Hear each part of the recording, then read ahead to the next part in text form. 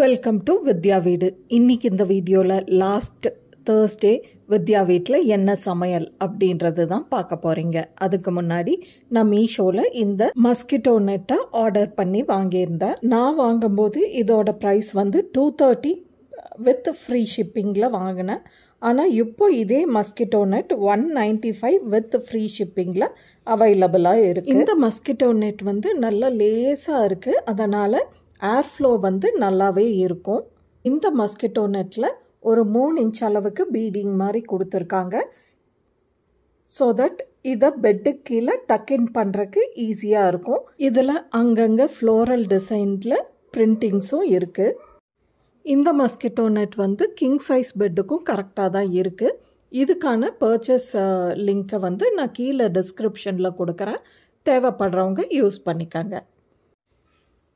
இன்றைக்கி முதல்ல ஒரு ஹெல்த்தி அண்ட் குளிர்ச்சியான ஒரு ஜூஸை குடிச்சிட்டு அதுக்கப்புறமா வேலையை ஸ்டார்ட் பண்ணலான்னு சொல்லி ஒரு 4 பெரிய சைஸ் மலை நெல்லிக்காயை பொடியாக நறுக்கி போட்டிருக்கேன். ஒரு 10 லீஃப் புதினா தலையை போட்டிருக்கேன். அது கூட 1 டீஸ்பூன் அளவுக்கு சர்க்கரை சேர்த்திருக்கேன். இது எல்லாத்தையும் நல்லா நைஸாக அரைச்சதுக்கப்புறமா தேவையான அளவு தண்ணி ஊற்றி டைல்யூட் பண்ணிவிட்டு இதை வடித்து எடுத்தால் மலை நெல்லிக்காய் juice ready.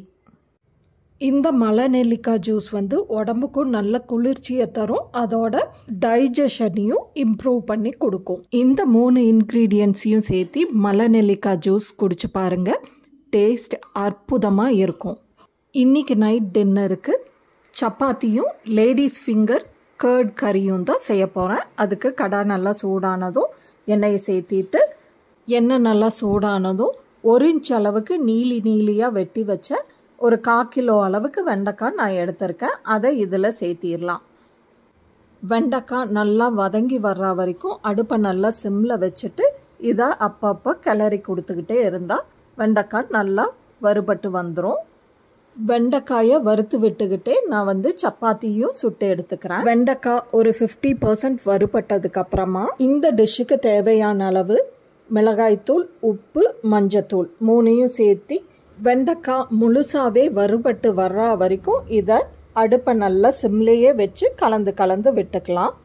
By the time நம்மளுக்கு இந்த வெண்டைக்காய் கூட போட்ட மஞ்சத்தூள் மிளகாய்த்தூளும் கூட நல்லா வறுபட்டு வந்துடும். வெண்டைக்காயை தேவையான அளவு வறுத்து விட்டதுக்கப்புறமா 1 கப் அளவுக்கு நல்லா கெட்டி தயிரை சேர்த்திக்கிறேன்.